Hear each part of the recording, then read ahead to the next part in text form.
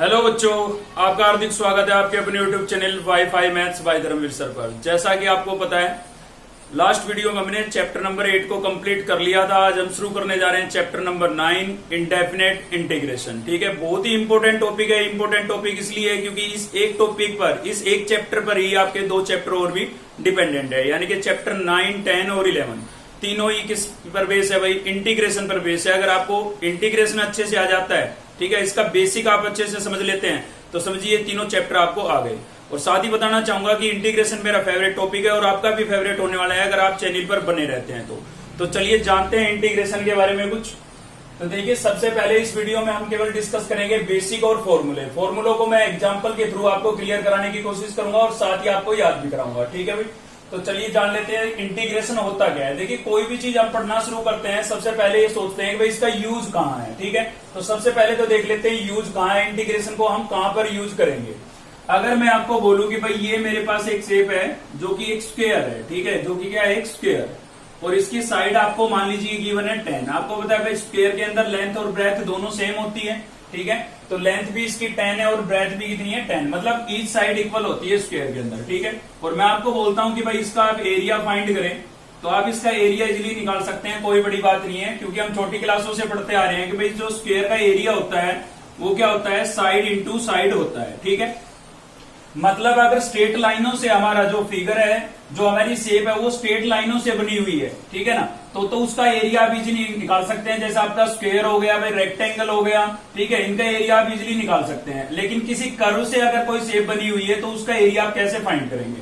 अगर मैं आपको बोलता हूं कि भाई आपको ये वाला एरिया फाइंड करना है, ठीक है, ये एरिया आपको फाइंड करना है इस टाइप से, थोड़ी कर्व है, ठीक है, और ये एरिया आपको फाइंड करना है, तो आप विदाउट इंटीग्रेशन इसको फाइंड नहीं कर सकते हैं। क्लियर है? तो अब आपको समझ में आ गया होगा कि इंटीग्रेशन का यूज कहाँ है भाई? किसी भी कर्व का, ठीक है, कोई भी दो कर्व के बीच का एरिया हम फाइंड कर सकते हैं, मतलब area between two curve find कर सकते हैं। इसके अलावा हम वॉल्यूम भी फाइंड कर सकते हैं। तो किसी डेफिनेट शेप की हमें जरूरत नहीं है, कैसी भी शेप हो, चाहे इंटीग्रेशन का यूज करके हम किसी भी शेप का, मतलब कोई भी दो कर्व के बीच में एरिया फाइंड कर सकते हैं। ठीक है, तो ये तो हो गया यूजेज ऑफ इंटीग्रेशन। इसके अलावा हम चलते हैं यहाँ पर कि भाई इंटीग्रेशन के लिए हम सिंबल क्या यूज करते हैं। ठीक है, तो इंटीग्रेशन के लिए जो सिंबल यूज होता है वो होता है आपका ये इंटीग्रेशन है हमारा टॉपिक। ठीक है, और जो इसके लिए सिंबल होता है भाई, किसी भी फंक्शन को आप इंटीग्रेट कर रहे हैं तो सिंबल कैसे यूज करते हैं? ये वाला सिंबल हम यूज करते हैं। ठीक है, इसको क्या पढ़ेंगे भाई? जैसे कि मैंने यहाँ पर कोई फंक्शन लिख दिया fx और इनटू में लिख दिया है मैंने यहाँ पर dx। ठीक है, तो ये क्या होगा आपका integration of fx with respect to x। ठीक है ना, यहाँ पर जो ये dx लिखा हुआ है, इससे हमें पता लगता है कि हमारा वेरिएबल क्या है, मतलब हम किसके रेस्पेक्ट में इंटीग्रेशन कर रहे हैं। तो आप देख सकते हैं d के साथ क्या लिखा हुआ है, x लिखा हुआ है, मतलब हमें इस फंक्शन का x के रेस्पेक्ट में क्या करना है, इंटीग्रेशन करना है। ठीक है, साथ ही मैं आपको बताऊंगा कि भाई इंटीग्रेशन जो होते हैं हमारे दो टाइप के होते हैं। एक तो होता है आपका इंडेफिनेट इंटीग्रेशन, ठीक है, एक तो होता है इंडेफिनेट इंटीग्रेशन या इंटीग्रल भी बोल सकते हैं आप। ठीक है, इंडेफिनेट इंटीग्रल, और एक होता है डेफिनेट इंटीग्रल, डेफिनेट इंटीग्रल। ठीक है, तो ये तो हम पढ़ रहे हैं अभी फिलहाल चैप्टर नंबर 9 के अंदर, और इसको हम पढ़ेंगे चैप्टर नंबर 10 के अंदर। ठीक है भाई, दोनों में क्या डिफरेंस होता है? देखिए, साफ साफ लिखा हुआ है इंडेफिनेट, मतलब यहां से इंटीग्रेट करने के बाद, किसी फंक्शन को इंटीग्रेट करने के बाद जो हमारे पास रिजल्ट आएगा वो एक ऐसी वैल्यू होगी जिसका रिजल्ट डेफिनेट नहीं होगा, मतलब उसके अंदर आपको वेरिएबल नजर आएंगे। ठीक है, किसी भी फंक्शन को आप यहाँ पर इंटीग्रेट करेंगे तो इंटीग्रेट करने के बाद जो आपके पास आंसर आएगा उसके अंदर आपका वेरिएबल इंक्लूड होगा। ठीक है ना, वो एक इंडेफिनेट वैल्यू होगी। ठीक है, जैसे कि आपके पास आंसर आ गया इस टाइप का 2x + 3। ठीक है, तो इस टाइप का आंसर आ गया, तो आपको दिख रहा है भाई इसके अंदर आपके पास वेरिएबल है, और वेरिएबल क्या है आपका x। ठीक है, तो इंडेफिनेट इंटीग्रेशन में जो आपका आंसर आएगा वो एक डेफिनेट नहीं होगा, जबकि डेफिनेट इंटीग्रेशन में जो आंसर आएगा वो एक डेफिनेट आंसर आएगा। ठीक है, अब बात ये आती है कि हम कैसे आइडेंटिफाई करेंगे, कैसे पहचानेंगे कि भाई इंडेफिनेट इंटीग्रेशन है या डेफिनेट इंटीग्रेशन है। तो देखिए, इंडेफिनेट के केस में तो यहाँ पर कोई भी लिमिट आपको गिवन नहीं होती है। कि आपको फंक्शन को किस लिमिट से किस लिमिट तक इंटीग्रेट करना है। ठीक है, यहाँ पर कोई लिमिट गिवन नहीं होती है, जबकि डेफिनेट के अंदर आपको यहाँ पर क्या मिलेगी, लिमिट मिलेगी कि आपको इस फंक्शन को कहां से कहां तक इंटीग्रेट करना है भाई, a टू b इंटीग्रेट करना है। ठीक है, तो क्लियर आपको समझ में आ जाएगा कि हमारा जो इंटीग्रेशन हमें गिवन है वो डेफिनेट है या इनडेफिनेट है। लिमिट अगर मिलती है तो कैसा होगा, डेफिनेट, और लिमिट आपके पास नहीं है तो कैसा होगा भाई, इनडेफिनेट होगा। ठीक है, इसके अलावा मैं आपको बता देता हूं कि भाई इंटीग्रेशन को हम एंटी डेरिवेटिव भी बोलते हैं। ठीक है, क्या बोलते हैं, एंटी डेरिवेटिव। एंटी डेरिवेटिव क्यों बोलते हैं भाई, क्योंकि ये इंटीग्रेशन का क्या होता है, डेरिवेटिव का एंटी होता है, मतलब उसका जस्ट अपोजिट होता है, इसीलिए हम इसको क्या बोलते हैं, एंटी डेरिवेटिव बोलते हैं। ठीक है, ये बात मैं आपको प्रूव भी करके दिखा सकता हूं। देखिए प्रूव करते हैं। अगर आपने 7th चैप्टर पढ़ लिया अपना डिफरेंशिएशन यानी कि डेरिवेटिव अगर आपने पढ़ लिया है, ठीक है, तो आप इजिली समझ जाएंगे, कोई बड़ी बात नहीं है। देखिए अगर मैं कहता हूं कि भाई मेरे पास y equals to X square एक फंक्शन है, ठीक है, y equals to X square एक ये फंक्शन गिवन है और इसका आपको क्या करना है, डेरिवेटिव करना है, डिफरेंशिएशन करना है विद रिस्पेक्ट टू x। ठीक है, x के रिस्पेक्ट में इसका क्या करना है भाई, डेरिवेटिव करना है। तो y का करेंगे तो क्या होगा, dy अपॉन में dx, और एक्स स्क्र का करेंगे तो क्या होगा, 2x। पढ़ चुके हैं आप, कैसे हुआ, x raise to power n के फॉर्मूले से हुआ भाई, पावर आगे चली गई और पावर में से क्या माइनस हो जाता है, 1 माइनस हो जाता है। तो यही कंसेप्ट हमने इसके अंदर अप्लाई किया। ऑलरेडी जो पावर थी वो आगे चलेगी, पावर में से 1 माइनस करेंगे, 1 बचेगा, और किसी की पावर 1 लिखना जरूरी नहीं होता है। ठीक है, तो ये आपके पास आया किसका, y का डिफरेंशिएशन। अब मैं इसका वापिस अगर इंटीग्रेशन करता हूं तो वापिस आपके पास ये फंक्शन आएगा। ठीक है ना, इसका डिफरेंशिएशन ये हुआ। अगर आपका इंटीग्रेशन डेरिवेटिव का अपोजिट है, ठीक है, उसका एंटी है, तो इसको हम इंटीग्रेट करेंगे तो वापिस हमारे पास ये रिजल्ट आना चाहिए। ठीक है, तो चलिए हम आपको करके बताते हैं इंटीग्रेट इसको। तो देखिए हमारे पास क्या था भाई, dy अपॉन में dx इक्वल्स टू क्या था, 2x था। ठीक है, बिना ऑपरेटर के इंटीग्रेशन नहीं होता है। ऑपरेटर किसको बोल रहे हैं, यहाँ पर ये ऑपरेट करता है इंटीग्रेशन को, क्योंकि इससे हमें ये पता लगता है कि जो इंटीग्रेशन है वो किसके रेस्पेक्ट में हो रहा है। ठीक है, तो यहाँ पर इस 2x को हम इंटीग्रेट नहीं कर पाएंगे जब तक कि हमारे पास ऑपरेटर ना हो। और ऑपरेटर कहां पर दिखाई दे रहा है, यहाँ पर भाई ये डिवाइड हो रहा है, उधर जाके क्या होगा, मल्टीप्लाई होगा। ठीक है ना, तो यहाँ पर हो गया 2x इंटू dx। केवल आपको ये बताने की कोशिश की जा रही है कि भाई इंटीग्रेशन को हम एंटी डेरिवेटिव क्यों बोलते हैं, क्योंकि ये डेरिवेटिव का अपोजिट है। ठीक है, तो केवल समझना है, ज्यादा टेंशन नहीं लेनी है। इंटीग्रेशन तो अभी शुरू ही हुआ है। ठीक है ना, तो क्या करेंगे यहाँ पर भाई, इंटीग्रेटिंग बोथ साइड करेंगे। देखिए इंटीग्रेटिंग बोथ साइड कर दिया मैंने। अब देखिए यहाँ पर जो ये d है ना, ये क्या बोल रहा है, d का मतलब यहाँ पर डिफरेंशिएशन या डेरिवेटिव होता है। ठीक है, और इंटीग्रेशन डेरिवेटिव एक दूसरे के अपोजिट होते हैं, तो ये इसके साथ कैंसिल हो जाएगा, यहाँ से क्या बचेगा, y बचेगा, लेकिन कैंसिल करके नहीं बताना है। ठीक है ना, याद करने के लिए बताया आपको। देखिए यहाँ पर आपके d के साथ क्या लिखा हुआ है, x लिखा हुआ है, मतलब आपका वेरिएबल क्या है, x है। तो x को छोड़ करके बाकी सब क्या हुए, कांस्टेंट हुए। तो 2 आपका कांस्टेंट है, यानी कि 2 को मैं इंटीग्रेशन से बाहर लिख सकता हूं, और x इंटू dx हो जाएगा यहाँ पर। ठीक है, एक फॉर्मूला यहाँ पर हम यूज करेंगे इंटीग्रेशन का। फॉर्मूले अभी हमने डिस्कस नहीं किए हैं, बेसिक समझने के बाद हम फॉर्मूले डिस्कस करेंगे। तो यहाँ पर एक ये फॉर्मूला होता है, x raise to power n into dx। जब भी पावर का इंटीग्रेशन करना होता है तभी हम इसको अप्लाई करते हैं। इस टाइप का आपने डेरिवेटिव में भी देखा था ये वाला। ठीक है, तो यहाँ पर क्या होगा, x की पावर n है ना भाई, इसका इंटीग्रेशन क्या होगा, x की power n plus 1 upon n plus 1।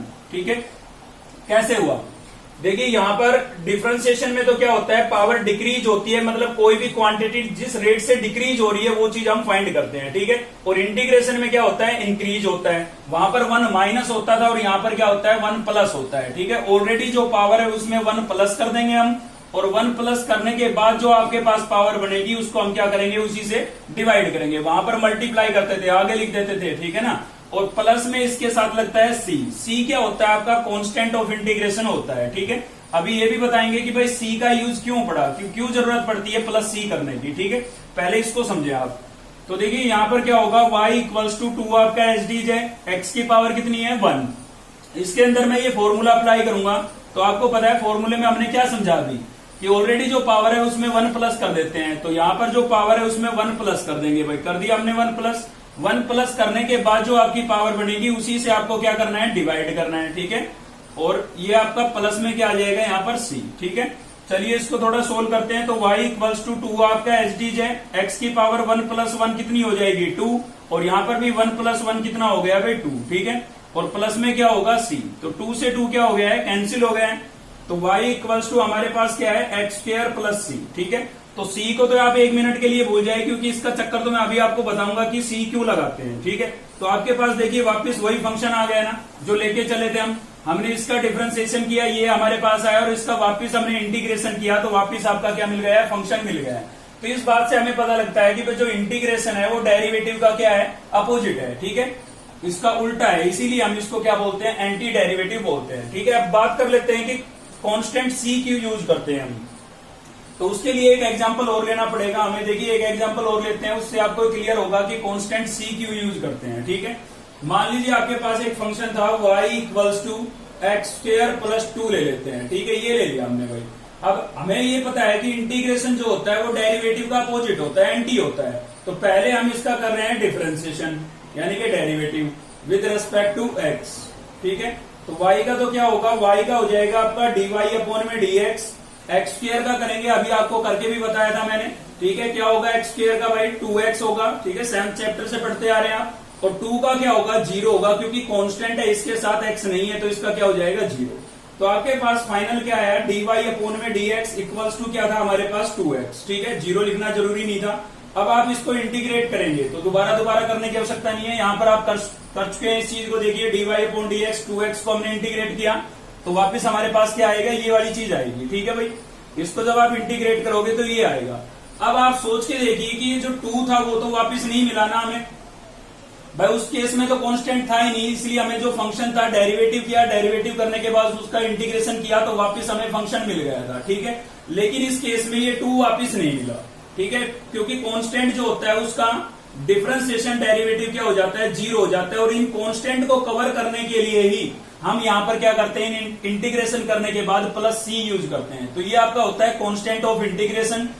ये सी की वैल्यू होती है आपकी जो जिसका डिफरेंशिएशन करते समय जो 0 हो गया था। ठीक है, कांस्टेंट को कवर करता है ये, इसलिए हम यहाँ पर प्लस सी करते हैं।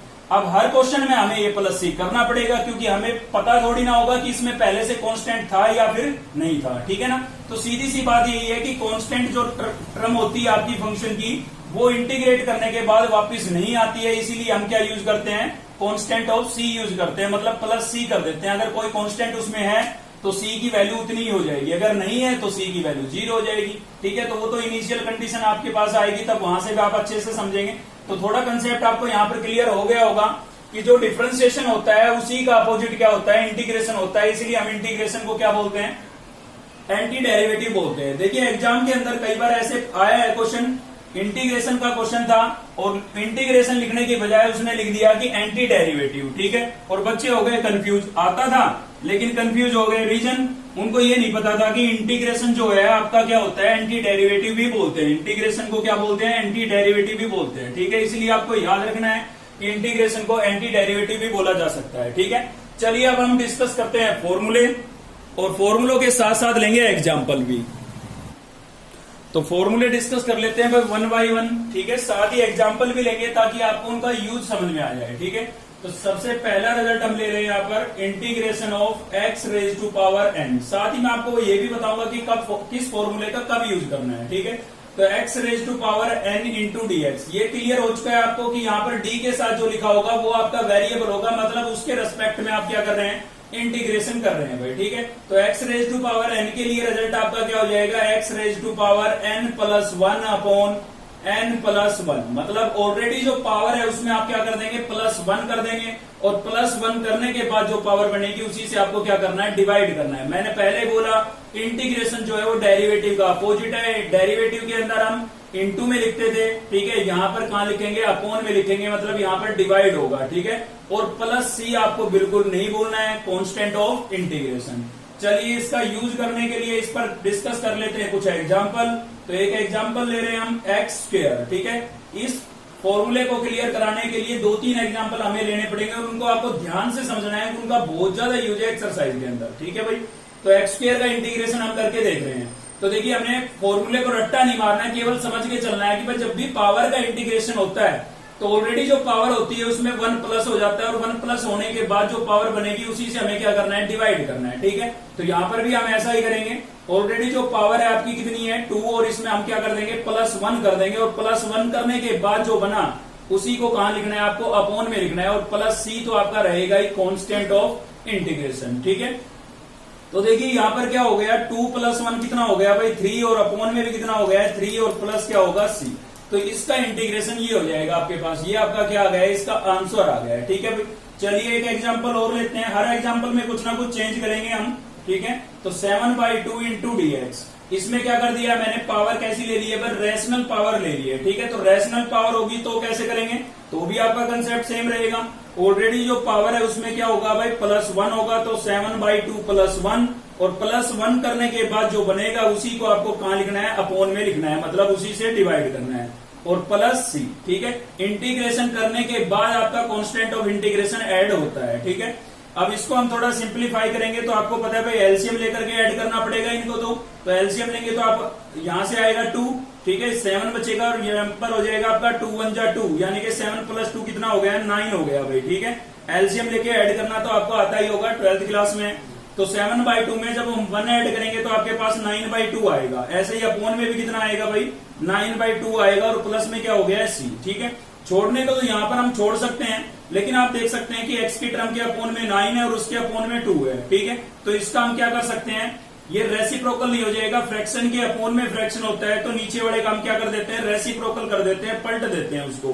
तो 9/2 को पलटेंगे कितना हो जाएगा, 2/9 हो जाएगा भाई, और ये आपका एच डी x⁻⁴ 9/2, और प्लस क्या है सी, ठीक है। तो ये एग्जाम्पल नंबर हो गया 2, एक यहां से क्लियर हुआ आपको, दूसरा इस एग्जाम्पल से क्या क्लियर हुआ है, रैशनल पावर के लिए, ठीक है। और भी एग्जाम्पल हमें इस पर लेने पड़ेंगे क्योंकि इसका बहुत ज्यादा यूज है। तो तीसरा एग्जाम्पल हम लेते हैं, 1/, मैंने लिख दिया है x², और इंटू में क्या लिख दिया है भाई dx, ठीक है। तो यहाँ पर आपको दिखाई दे रहा है कि न्यूमिनेटर के अंदर x की टर्म नहीं है, पर बहुत इंपॉर्टेंट चीज है, ध्यान दें आप, न्यूमिनेटर के अंदर x की टर्म नहीं है, आपका वेरिएबल कहाँ है, डेनोमिनेटर में है, ठीक है।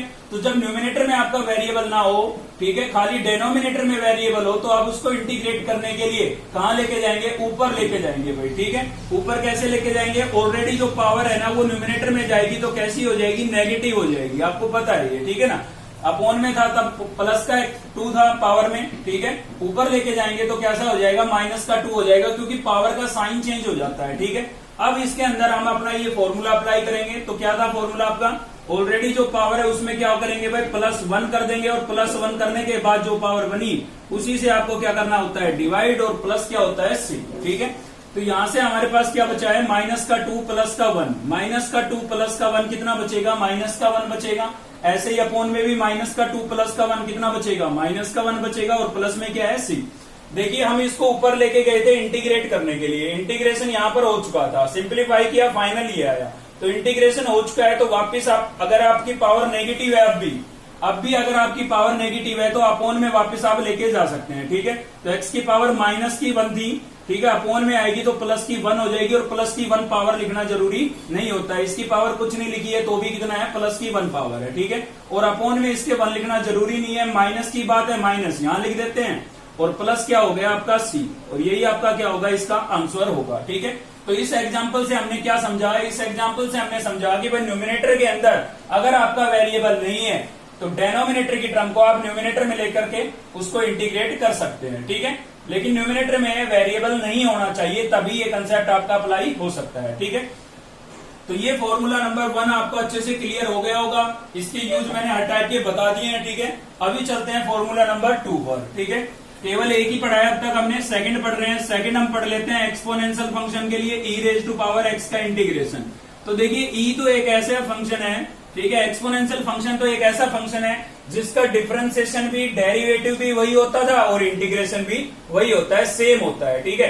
तो e⁻x का इंटीग्रेशन क्या होगा, e⁻x होगा। पहले ही बोला है इंटीग्रेशन डेरिवेटिव का अपोजिट है, तो यहाँ पर जो फॉर्मूले होंगे वो डेरिवेटिव के जो फॉर्मूले थे, डिफरेंशिएशन के जो फॉर्मूले थे, उन्हीं के अपोजिट होंगे यहाँ पर, ठीक है। तो एक को अगर आप अच्छे से याद कर लेते हैं तो दूसरा ऐसे याद रख सकते हैं भाई इसका क्या है, अपोजिट है, ठीक है। तो वो अभी आपको नजर आएगा जब हम ट्रिग्नोमेट्री के फॉर्मूले डिस्कस करेंगे। तो इस पर एक एग्जांपल ले लेते हैं भाई। तो इस पर एग्जांपल लेंगे तो क्या होगा हमारे पास e⁻ax + b, और इंटू में क्या हो जाएगा dx, ठीक है। इसका इंटीग्रेशन करना सीख रहे हैं। तो देखिए हमने पढ़ा फॉर्मूले नंबर 2 से कि e⁻x का इंटीग्रेशन क्या होता है भाई, e⁻x ही होता है, मतलब एच होता है। तो यहां पर भी इसका क्या होगा, एच टी जी होगा। तो ये लिख दिया मैंने e raise to power A X plus B, क्योंकि हमने फॉर्मूले में पढ़ लिया था कि e raise to power x का इंटीग्रेशन क्या होता है, e raise to power x होता है। तो आप याद कैसे रखेंगे कि एक्सपोनेंशियल फंक्शन का क्या होता है, एच टी होता है, सेम होता है। तो देखिए सेम मैंने लिख दिया, लेकिन यहां पर x के कोएफिशिएंट वाली बात भी आएगी जो डेरिवेटिव में भी आई थी, ठीक है। वहां पर भी मैंने आपको बोला था कि जो x का कोएफिशिएंट है वो आपको कहां पर लिखना होता था, डेरिवेटिव के अंदर डिफरेंशिएशन में इनटू में लिखना होता था, लेकिन इंटीग्रेशन में x के कोएफिशिएंट को कहां लिखना होता है, अपॉन में लिखना होता है। तो आप देख के बता सकते हैं यहाँ पर x का कोएफिशिएंट कितना है भाई, x के इनटू में कितना है a, तो यही तो इसका कोएफिशिएंट है, तो अपॉन में क्या लिखेंगे a, जबकि डेरिवेटिव में कहां लिखते थे, इनटू में लिखते थे, ठीक है। और प्लस क्या यूज करेंगे, c, कांस्टेंट ऑफ इंटीग्रेशन। तो इस फॉर्मूले का यूज आपको समझ में आ गया होगा भाई, एक्सपोनेंशियल फंक्शन का डेरिवेटिव क्या, इंटीग्रेशन जो होता है वो सेम होता है। तो हमने देखिए सेम लिखा, और अपॉन में क्या लिखेंगे आप, x का कोएफिशिएंट, ठीक है। x का कोएफिशिएंट 1 अपॉन में लिखना जरूरी है। चलिए चलते हैं फॉर्मूले नंबर 3 पर। आप वीडियो को रोक करके साथ साथ इनको नोट करते भी चलें, ठीक है। तो फॉर्मूले नंबर 3 पर चल रहे हैं, और 3 पर चल रहे हैं तो 3 में ले लेते हैं हम a raise to power x और इंटू डी एक्स, ठीक है। तो इसका जो इंटीग्रेशन होता है वो क्या होता है, a raise to power x upon log of a होता है, ठीक है। प्लस क्या होगा c। देखिए इसका जो डेरिवेटिव होता था, अगर आपने 7th चैप्टर पढ़ा है, ठीक है, हमारी डिफरेंशिएशन की जो फॉर्मूला पर बेस्ड वीडियो वो अगर आपने देखी है, तो वहां पर मैंने बोला था कि भाई a raise to power x का डिफरेंशिएशन क्या होता है, a raise to power x into log of a। मतलब यहाँ पर ये जो बेस होता है ना, इसके साथ हम क्या यूज करते हैं, लॉग यूज करते हैं, और कहां पर लिखते हैं, इनटू में, ठीक है। लेकिन इंटीग्रेशन में होता सेम ही है, लेकिन जो ये लॉग वाली टर्म होती है इसको इनटू में लिखने की बजाय कहां लिखा जाएगा, अपॉन में लिखा जाएगा। तो सीधी सी बात है, इंटीग्रेशन में जो चीजें डेरिवेटिव के अंदर इनटू में लिखी जाती थी वो इंटीग्रेशन में कहां पर लिखी जाएगी, अपॉन में लिखी जाएगी, ठीक है। अब देखिए इन दोनों फॉर्मूलों में अक्सर बच्चे रहते हैं कंफ्यूज कि कौन सा यूज करें, क्योंकि इसमें भी रेज टू पावर x है और इसमें भी रेज टू पावर x है, ठीक है। तो आप सोच रहे होंगे कि a आया तो ये वाला अप्लाई करेंगे, e आया तो ये वाला अप्लाई करेंगे। तो ये इस केस में तो आप बिल्कुल ठीक है, अगर बेस में e है तो आपको ये वाला अप्लाई करना है, ठीक है ना। बेस में e है तो आपको ये वाला अप्लाई करना है।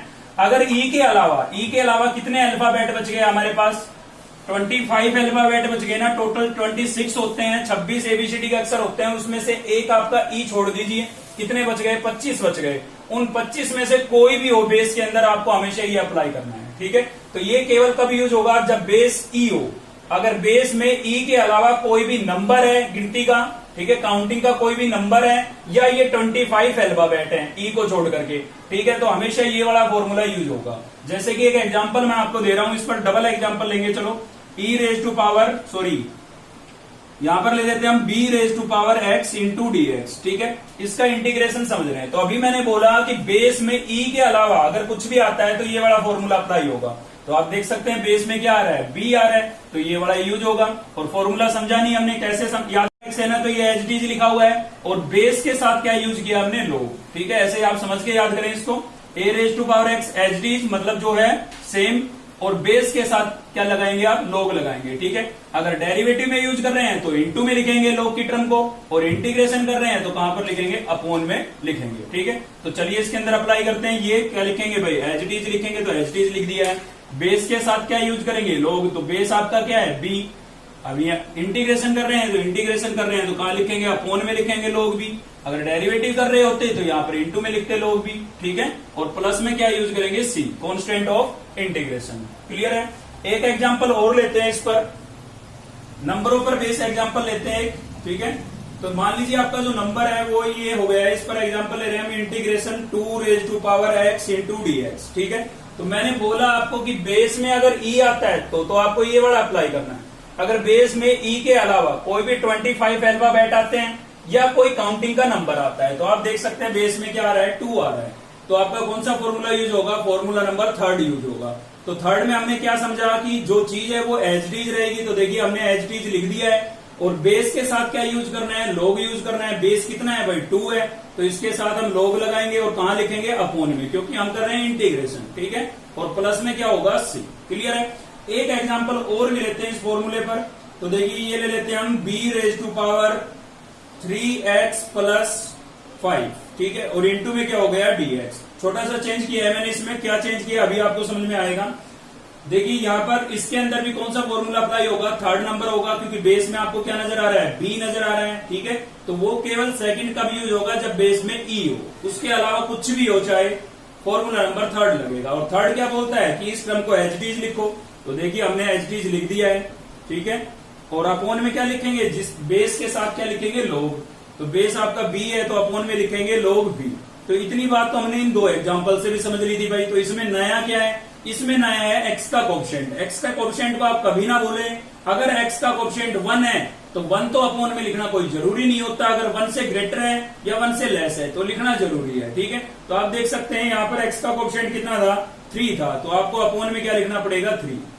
डेरिवेटिव होता तो इनटू में लिखते, और प्लस में क्या लगाएंगे, सी। तो ये एक नई बात थी कि एक्स का कोएफिशिएंट आपको कहां पर लिखना पड़ेगा, अपोन में। ये सभी के लिए है, ठीक है ना। किसी भी फॉर्मूले में हो, चाहे किसी भी टाइप का फंक्शन हो, एक्स का कोएफिशिएंट आपको हमेशा अपोन में लिखना होगा, ठीक है। चलिए आगे बढ़ते हैं। केवल 3 फॉर्मूले अब तक हमने डिस्कस किए हैं, X raise to power N, E raise to power X और A raise to power X, ठीक है। तो नेक्स्ट ले रहे हैं हम फॉर्मूला नंबर 4 पर, और 4 पर हम ले लेते हैं यहाँ पर इंटीग्रेशन ऑफ log x, ठीक है। लॉगरिथमिक फंक्शन का इंटीग्रेशन समझ रहे हैं, ठीक है। तो log x का जो इंटीग्रेशन है, सॉरी अपोजिट लिख दिया है यहाँ पर, डेरिवेटिव नहीं है ये, क्या होगा यहाँ पर 1/x लिखना होगा।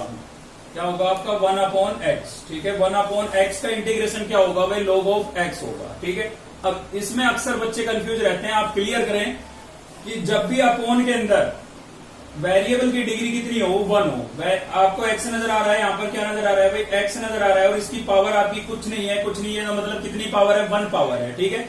तो अपोन के अंदर जब भी वेरिएबल की पावर 1 हो तो उसका इंटीग्रेशन क्या होगा, log ऑफ होगा। याद कीजिए डिफरेंशिएशन में आपने पढ़ा था dy dx of log x, dy dx of log x। तो log x का डेरिवेटिव क्या होता था, 1/x। तो बताया मैंने अपोजिट है, 1/x का इंटीग्रेशन क्या हो जाएगा, log x हो जाएगा, ठीक है। तो इसमें बच्चे कहां कंफ्यूज रहते हैं भाई, यहाँ पर पावर अगर 1 से ज्यादा या 1 से लेस या 1 से ग्रेटर आ जाती है तो क्या होगा। तो उसके लिए तो मैंने आपको एक एग्जांपल बताया था, फॉर्मूले नंबर 1 पर लिया था हमने कि 1/x² हो तो आप कैसे इंटीग्रेट करेंगे, ठीक है।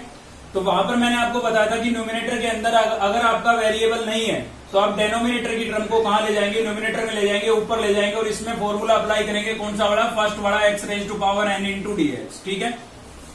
तो log ऑफ कब होगा, अगर वेरिएबल की पावर कितनी हो, 1। अगर 1 से लेस या 1 से ग्रेटर हो, 1 से ज्यादा या 1 से कम हो, तो आपको उस टर्म को न्यूमिनेटर में लेकर के इंटीग्रेट करना है। अगर 1 ही है तो 1 है तो क्या होगा, log ऑफ होगा, ठीक है। तो 1/x का इंटीग्रेशन क्या होगा भाई, log of mode x plus सी, ठीक है। मॉडुलस फंक्शन इसलिए यूज कर लेते हैं क्योंकि एंगल नेगेटिव नहीं होना चाहिए।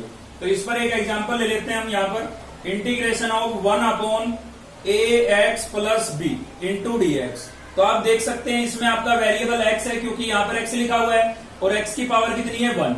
अब x की पावर 1 है तो इसका इंटीग्रेशन क्या होगा भाई, log ऑफ होगा, ठीक है। तो क्या लिखेंगे इसका integration, log of mod ax plus B, और प्लस में क्या लिखेंगे भाई, सी। एक चीज यहाँ पर अब भी आपकी बच गई, जो मैंने आपको बताया था कि सभी में इसका यूज है, ठीक है। तो वो क्या बच गया, वो बच गया आपका एक्स का कोएफिशिएंट। एक्स का कोएफिशिएंट यहाँ पर कितना दिखाई दे रहा है आपको, एक्स के साथ क्या नजर आ रहा है, ए नजर आ रहा है, तो इसके अपोन में आपको ए लिखना होगा, ठीक है। एक्स का कोएफिशिएंट आपको हमेशा अपोन में लिखना होगा, अगर वो 1 के अलावा कुछ भी है तो। 1 है तो कोई जरूरी नहीं होता है लिखना, ठीक है ना। तो क्लियर हो गया होगा आपको कि log ऑफ कब होगा इंटीग्रेशन, किसी भी फंक्शन का log ऑफ कब होगा इंटीग्रेशन, जब वेरिएबल की पावर कितनी हो, 1 हो, अपोन के अंदर, ठीक है ना। चलिए आगे बढ़ते हैं, फॉर्मूला नंबर 5 लेते हैं, और 5 पर ले लेते हैं हम इंटीग्रेशन ऑफ कांस्टेंट, ठीक है। इंटीग्रेशन ऑफ कांस्टेंट मतलब कोई कांस्टेंट नंबर का अगर हमें इंटीग्रेशन करना हो तो, अब देखिए अक्सर बच्चे इसको लिखते हैं 0। भाई 0 होता है डेरिवेटिव, डिफरेंशिएशन 0 होता है किसी कांस्टेंट का, इंटीग्रेशन कभी किसी का 0 नहीं होता। याद रखें आप, इंटीग्रेशन कभी भी किसी भी टाइप के फंक्शन का 0 नहीं होता है, ठीक है। तो कांस्टेंट का डेरिवेटिव 0 होता है, इंटीग्रेशन नहीं। तो इंटीग्रेशन कैसे होगा फिर, जो कांस्टेंट है आपका उसको हम कहां लिख देंगे, बाहर लिख देंगे, ठीक है। और इंटीग्रेशन फिर किसका होगा, dx का होगा, ठीक है। और dx का इंटीग्रेशन क्या होता है, देखिए d का मतलब मैंने आपको बताया था डेरिवेटिव यानी कि डिफरेंशिएशन, और ये है इंटीग्रेशन। ये दोनों एक दूसरे से कैंसिल हो जाएंगे, तो कैंसिल हो जाएंगे तो क्या बचेगा भाई, यहाँ पर खाली क्या बचा, यहां से x बचा। या फिर आप याद कर सकते हैं कि भाई dx का इंटीग्रेशन क्या होता है, x होता है, ठीक है। और प्लस में क्या यूज करेंगे, c। अब देखिए एक और डाउट बताता हूं जहां पर बच्चे कंफ्यूज रहते हैं कि इसी केस में dx का इंटीग्रेशन क्यों हुआ। इससे पहले हमने काफी एग्जांपल लिए भाई, वहां पर dx का इंटीग्रेशन क्यों नहीं हुआ। तो dx का इंटीग्रेशन केवल तभी होगा जब आपका फंक्शन कैसा हो, एक कांस्टेंट फंक्शन हो, ठीक है, उसमें वेरिएबल ना हो। अगर आपके फंक्शन में वेरिएबल नहीं है तो इंटीग्रेशन किसका होगा, dx का। अगर आपके फंक्शन में वेरिएबल है तो dx का इंटीग्रेशन नहीं होगा, ठीक है, dx का इंटीग्रेशन नहीं होगा, याद रखें आप। तो यहां पर देखिए मैं एग्जांपल ले लेता हूं एक इस पर बेस। जैसे मुझे करना है 2 का integration with respect to x, तो वेरिएबल हमारा x है, जबकि इसमें x आपको नजर नहीं आ रहा है। तो 2 तो क्या है भाई, कांस्टेंट है, और कांस्टेंट को हम इंटीग्रेशन से बाहर लिख देते हैं। तो इंटीग्रेशन किसका होगा, dx का होगा। और dx का भी मैंने आपको बताया, dx का क्या होता है भाई, x होता है, ठीक है ना। और प्लस में क्या यूज करेंगे, कांस्टेंट ऑफ इंटीग्रेशन यानी कि c। तो याद रखें dx का इंटीग्रेशन केवल कब होगा, जब फंक्शन में x की टर्म नहीं है, ठीक है। फॉर्मूला नंबर 5 हो गया ये। अब चलते हैं फॉर्मूला नंबर 6 पर, और 6 में हम ले लेते हैं यहाँ पर ट्रिग्नोमेट्रिक फंक्शन, ठीक है। तो ट्रिग्नोमेट्रिक फंक्शन ले लेते हैं भाई, integration of sine x into D X. तो साइन का इंटीग्रेशन क्या होता है भाई, साइन का इंटीग्रेशन होता है आपका कोस, ठीक है। साइन का इंटीग्रेशन क्या होगा, माइनस ऑफ कोस एक्स होगा, और प्लस में क्या होता है सी।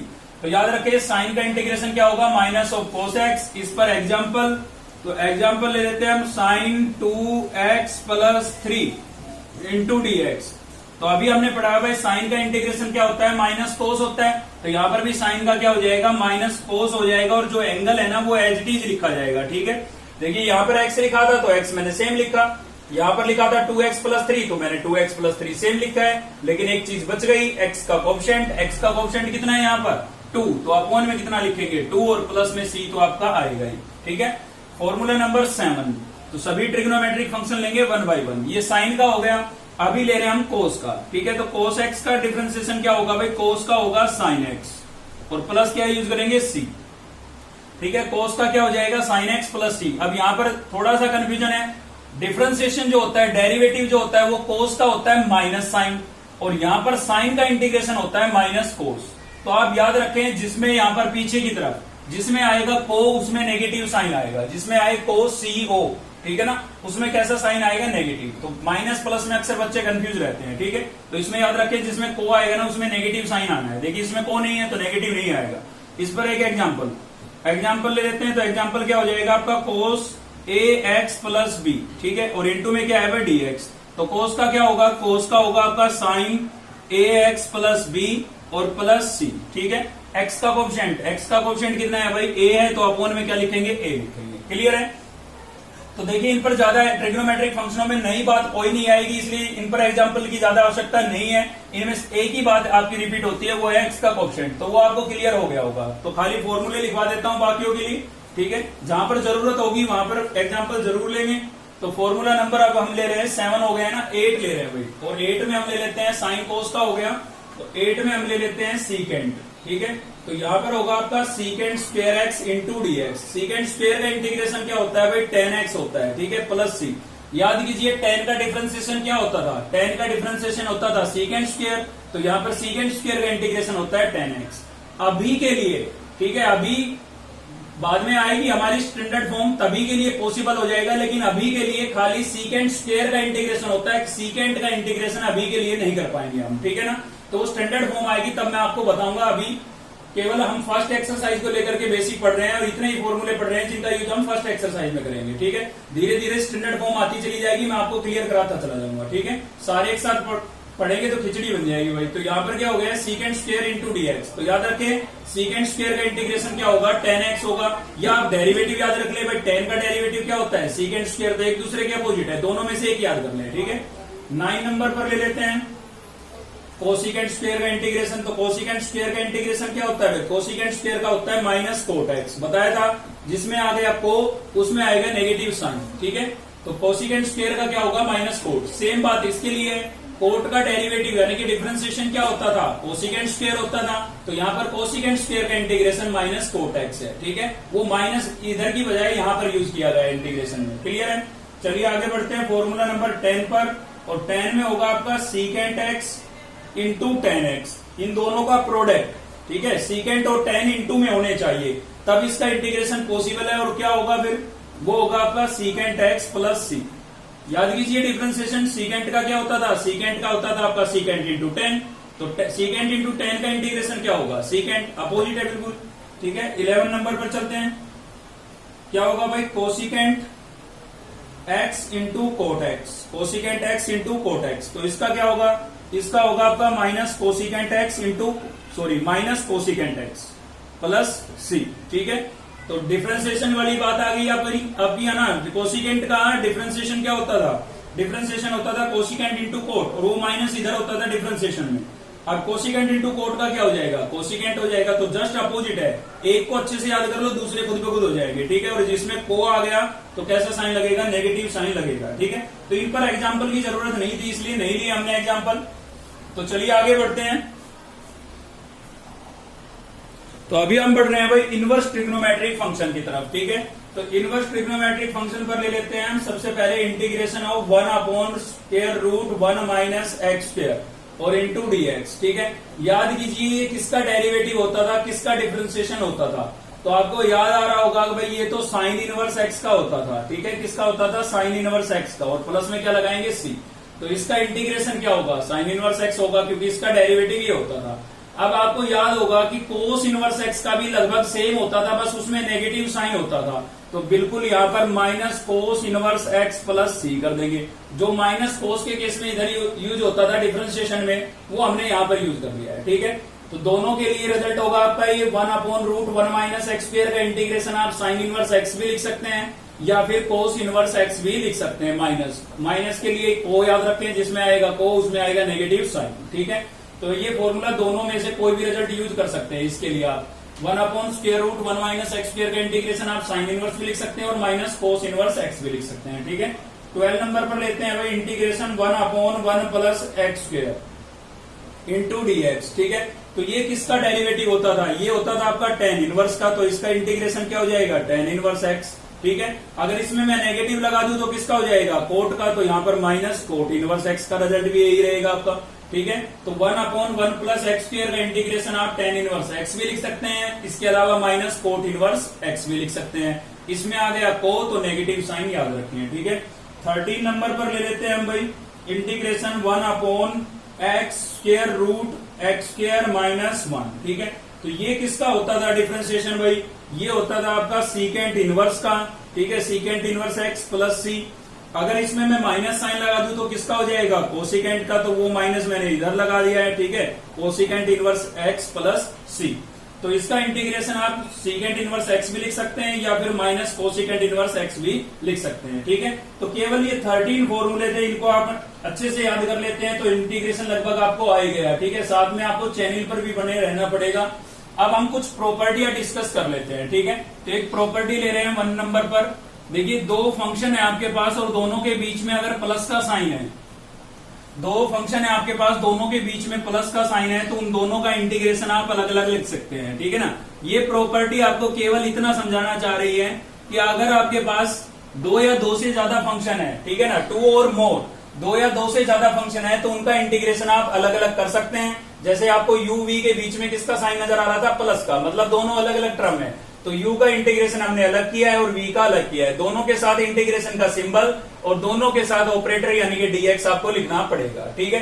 तो इस पर बेस एक एग्जांपल मैं आपके लिए ले रहा हूं। देखिए एग्जांपल क्या ले लेते हैं, x square plus sine x, ठीक है। और इसका इंटीग्रेशन करने के लिए अगर हम आपको बोलते हैं तो आप क्या कर सकते हैं भाई, यहाँ पर देखिए एक फंक्शन ये है, दूसरा ही है, तो इन दोनों का अलग अलग हम लिख सकते हैं, मतलब एक्स स्क्वायर का डिफरेंशिएशन अलग और साइन एक्स का अलग हम कर सकते हैं, ठीक है।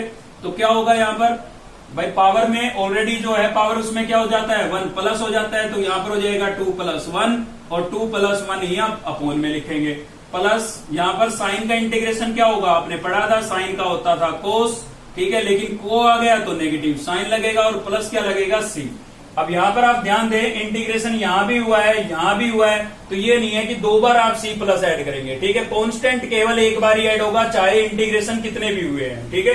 और इंटीग्रेशन होने के बाद, ये इंटीग्रेट होने के बाद फंक्शन तब आपको कांस्टेंट ऐड करना है, ठीक है। तो यहाँ पर देखिए क्या हो गया, 2 + 1 कितना हो गया भाई, 3। तो x की पावर 3 अपोन में भी कितना हो गया, 3 प्लस माइनस क्या लिखेंगे, माइनस कोस एक्स प्लस सी, और ये आपका क्या हो जाएगा, आंसर हो जाएगा, ठीक है। तो इस प्रॉपर्टी से हमने क्या समझा कि भाई कोई भी दो फंक्शन के बीच में प्लस या माइनस का साइन आता है, ठीक है, माइनस भी इसी के साथ ले लेते हैं। प्लस हो या माइनस हो, ठीक है। तो उन दोनों का इंटीग्रेशन आप अलग अलग कर सकते हैं। दो फंक्शन के बीच में, दो या दो से ज्यादा फंक्शन के बीच में प्लस या फिर माइनस का साइन हो तो उनका इंटीग्रेशन आप अलग अलग कर सकते हैं। केवल इतना समझना है, ठीक है। एक प्रॉपर्टी ले रहे हैं हम सेकंड नंबर पर। देखिए प्लस माइनस की तो दोनों एक में इंक्लूड कर दी है मैंने। केवल इतना याद रखना है कि दो फंक्शन के बीच में प्लस या माइनस का साइन हो, दो या दो से ज्यादा फंक्शन के बीच में प्लस या माइनस का साइन हो तो उनका इंटीग्रेशन आपको अलग अलग करना है। केवल इतना याद रखना है, ठीक है। बाकी हम एक्सरसाइज से आपको समझाएंगे। सेकंड नंबर पर ले रहे हैं अगर किसी फंक्शन के इनटू में कोई कांस्टेंट आ जाता है, ठीक है। यहाँ पर सी क्या है, कांस्टेंट है, ठीक है भाई। और यहाँ पर आपको फंक्शन भी नजर आ रहा है, तो उस केस में क्या बोलेंगे आप कि कांस्टेंट को आप फंक्शन से इंटीग्रेशन से बाहर लिख सकते हैं, ठीक है। तो ये बात तो हम आपको पहले भी बता चुका था। जो कांस्टेंट है आपका कहाँ जाएगा, इंटीग्रेशन से बाहर आ जाएगा। तो इस पर एक एग्जांपल ले लेते हैं, इंटीग्रेशन 2x इंटू dx, ठीक है। ये तो आपको दिख रहा है भाई ये आपका वेरिएबल है, ये कांस्टेंट है, तो कांस्टेंट को आप इंटीग्रेशन से बाहर लिख सकते हैं। तो क्या बचेगा, x इंटू dx, और x का इंटीग्रेशन आप कर सकते हैं आप, ठीक है ना।